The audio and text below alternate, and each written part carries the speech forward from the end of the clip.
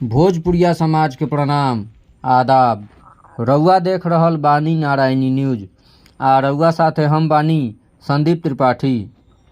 माधोपुर हजारी वार्ड संख्या 13 शनिचरा ब्रह्म स्थान का लगे धूमधाम से दुर्गा पूजा मनावल जा रहल बा।